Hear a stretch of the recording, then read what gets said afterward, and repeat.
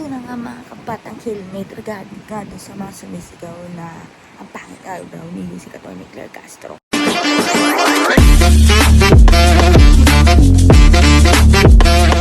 May mga naglabas na po ng mga pagmumukha ng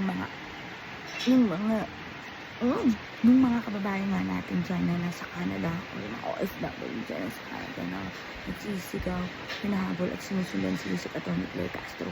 So ayun yung mga pagmumukha ng mga yan. Sabi nga ng batas sa Canada, hindi naman masama magprotesta. Okay lang magprotesta.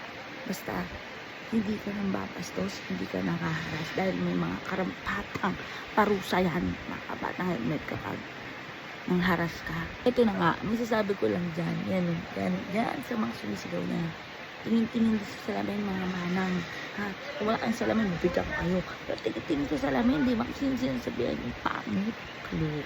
Pero sa mga hindi pa nakasubscribe sa aming channel, pilit lang mag-subscribe, mag-like, mag-share, at mag-comment na rin. Pero nakakaloka lang taga, no? Nakakaya talaga. Tapos may narinig pa ako sa video na mga nagmumura, nagsasabi pa na patay-patay. Tika, nakakabos ba yan ng moral?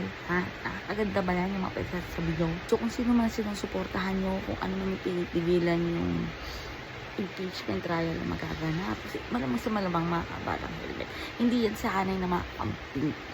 Hindi mga camping yung mga nagrally na yan, yung mga nagpo-protesta na yan, yung mga sumisunod na yan kay si Atty. Claire dahil hindi ugali ng kakamping yung mga bastos ng ganyan. Hello?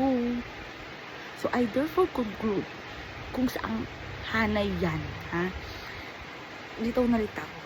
O basta mga kabatang helmet, 2 p.m. mag-start ang the Vice President of Trial. Abangan natin magiging ganap. Kung may ilalabas na bang Mary Grace Piatos, ano yung itsura ng Mary Grace Piatos? Mukha ba siyang tatsulok? Di ba ganun yung itsura ng Piatos?